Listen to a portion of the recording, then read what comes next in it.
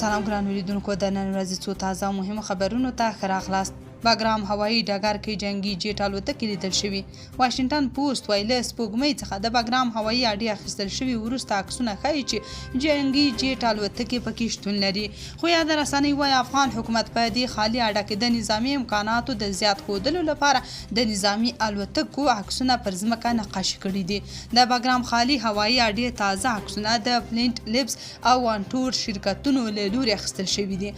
راپور کې د یو څېړونکي ویلیام ګوډهینډ له قوله لیکل شوي دا چې طالبان ډېرې کمې نظامي الوتکې په واک کې لري یا په باګرام کې بیخي نشته، نو دوی هڅه کړې د سپوږمۍ د تیر ایستلو لپاره د الوتکو عکسونه پر ځمکه نقاشي کړي. د هغه په وینا شته هغه هم له کاره لوېدلي د استفادې وړ نه دي او یوازې نمایش پرې کېږي. افغان حکومت بیا تر اوسه په دې اړه څه نه دي ویلي. حقانی وایي د خلکو په ډارولو حکومت نه کیږي. د کورنۍ چارو وزیر سراج الدین حقانی د جمعې په ورځ په خوست ولایت کې په یوه وینا کې ویلي چې هغه حکومت چې د ویرې او زور له لارې خلک اداره کوي رښتینی حکومت نه دی.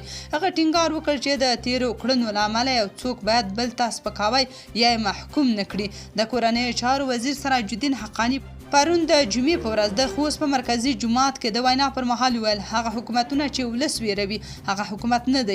هغه زیاته کړه چې باید د خلکو او ښه حکومت ترمنځ د مینې او باور اړیکه شتون لري.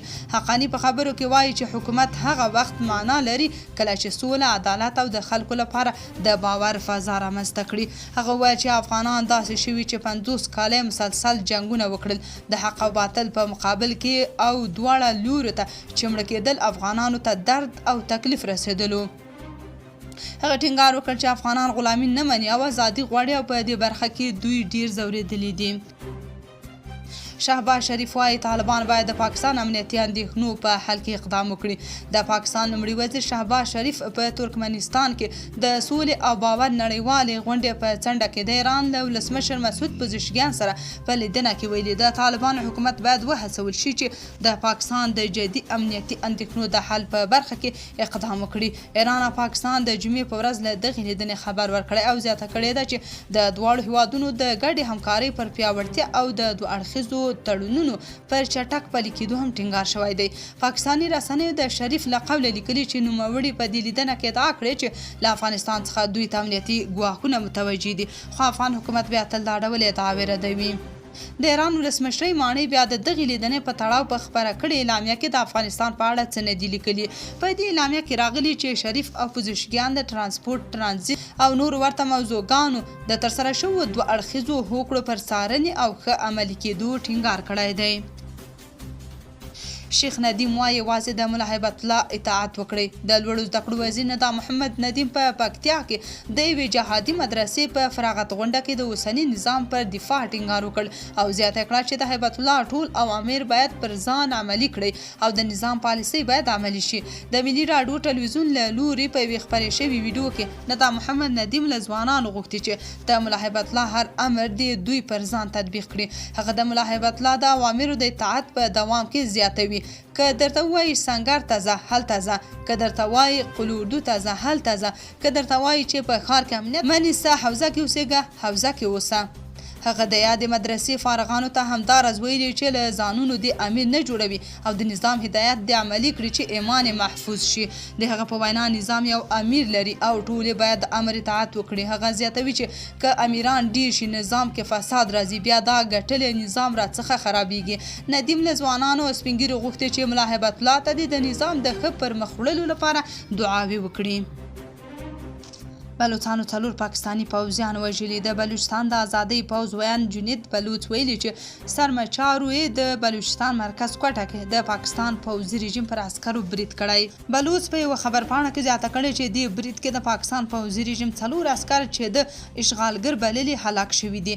برید د سپکو او درنو وسلو پر مټ شوی چې پر مهال ګڼ پاکستاني عسکر ټپیان شوي او مالی زیان هم ورته اوښتی دی. د پاکستان پوځي رژیم په دې وروستیو کې د ازادي غوښتونکو تر سخت پوځي فشار لاندې دی. په دې اړه څه نه دي ویلي.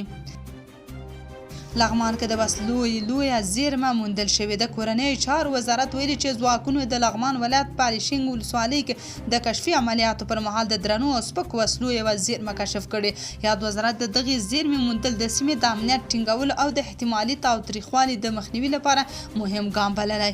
د کورنۍ چارو وزارت لخوا خپره شوې خبرپاڼه کې راغلي ځواکونو د لغمان ولایت الیشنګ ولسوالۍ د سایګل درې په سیمه کې د کشفي عملیاتو پر مهال د درنو او سپکو وسلو یو لوی پټن ځای کشف او ضبط کړی.